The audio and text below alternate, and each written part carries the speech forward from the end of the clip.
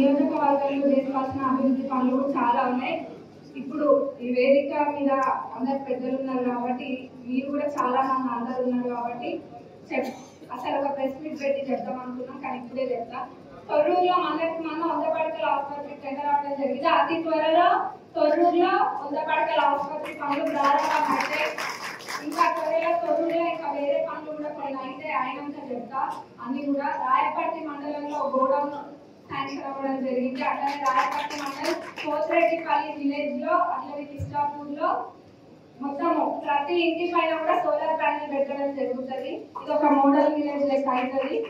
మరి అట్లనే కొడకండ్ల విషయానికి వస్తే, కొడకండ్లలో ఇంటిగ్రేటెడ్ స్కూల్ ఖచ్చితంగా తెచ్చుకున్నాం. మనం పెద్దవంగలో డెవలప్ కావాల్సింది చాలా ఉంది. పెద్దవంగలో ఖచ్చితంగా ఈ 5 ఏళ్ల పీరియడ్ లో కొడకండ్లలో ఎట్లయితే ఇంటిగ్రేటెడ్ స్కూల్ తెచ్చుకుంటామో, పెద్దవంగలో కూడా అట్లనే ఒక మంచి డెవలప్మెంట్ వర్క్ అయ్యే విధంగా చూద్దాం. పాలకుర్తి ఏంటని అక్కడ పాలకుర్తిలో ఏందో అనుకుంటున్నారు. పాలకుర్తికి పెద్దగానే ఉంది ఆలోచన. పాలకుర్తిలో బస్ స్టాండ్ చాలా మంచిగా చేసుకుందాం. పాలకుర్తిని వీలైతే మున్సిపాలిటీ కూడా చేసుకుందాం. కానీ మంచి కోరికలకి అర్థం అనేది ఉండదు. ఖచ్చితంగా వీలైతే మనకు మున్సిపాలిటీ చేసుకుందాము. మన పాలకుర్తి సోమేశ్వర స్వామి టెంపుల్ కూడా డెవలప్ చేసుకుందాము. అట్లనే అన్నిటికన్నా ముఖ్యంగా పాలకుర్తి చెన్నూరు రిజర్వాయర్లను మనకు ఖచ్చితంగా పనులు అతివేగవంతం చేసే విధంగా చేస్తానని మీ అందరూ కూడా మాటిస్తున్నా.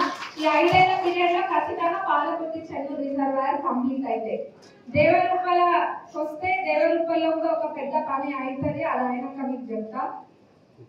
అక్కడనే ప్రెస్ మీట్ పెట్టుకొని మాట్లాడుకుందాం. ఇట్లా ప్రతి మండలంలో ఏం చేయాలి అన్నది ఇప్పుడు కాదు, 5 ఏళ్ల దాకా కూడా ఆల్రెడీ ఒక సంవత్సరం అయిపోయింది.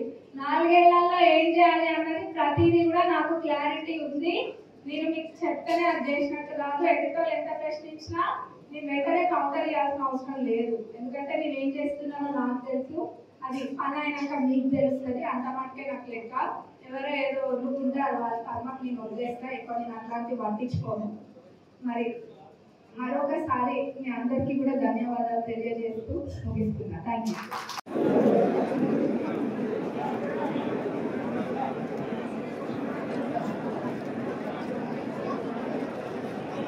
మరి ఇక్కడ ఉన్న ప్రతి కష్టజీ రైతులందరికీ పేరు పేరున ఉదయపూర్వక నమస్కారాలు.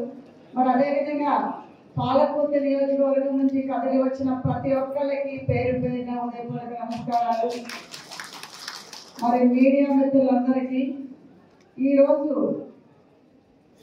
మన భూభారతి అనే అవగాహన సెమినార్కి వచ్చిన ప్రతి ఈ సభకి వచ్చిన మనకి ఫస్ట్ టైం భూభారతి అనేది మన నియోజకవర్గంలో ఫస్ట్ టైం రావడం మన అందరూ అదృష్టం.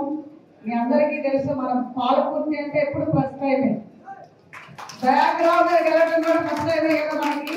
అట్లానే భూభారతి కూడా ఫస్ట్ టైమే. అంటే మనకి పాలకుర్తికి అంత చరిత్ర ఉందని ఇందాక వాళ్ళు చెప్పారు. సో అట్లానే ఇది కూడా ఒక చరిత్రే. భూభారతి అనేది వచ్చిన తర్వాత మన ఎమ్మెల్యే గారు వాళ్ళని పిలవడం, మనకి ఇక్కడ అవగాహన అనేది భూభారతి మీద చేయడం. ఇందాక అదే అంటున్నాము, మన భూ సమస్యలు ఎవరికి ఉన్నాయనే కాడికింటే, ఎవరికి లేవనే కాడికింటే కూడా ఎవరికి లేవు, ఎవరికి ఉన్నాయని అడుగుతున్నారు. సో అదే చెప్తాము. అంటే ఏ వాళ్ళు ఎవరు ఉన్నారో చెప్పాలి. ఎందుకంటే మా పాలకుర్తి నియోజకవర్గంలో అన్ని భూ సమస్యలు ఉన్నాయి. ప్రతి ఒక్కరికి కూడా ఎమ్మెల్యే గారి ఆఫీస్కి వచ్చినప్పుడల్లా 10 కేసులు వస్తే దాదాపు 8 కేసులు కూడా భూ సమస్యలే. వారు సాయంత్రం 5 గంటల వరకు ట్రైన్ ఇచ్చారు.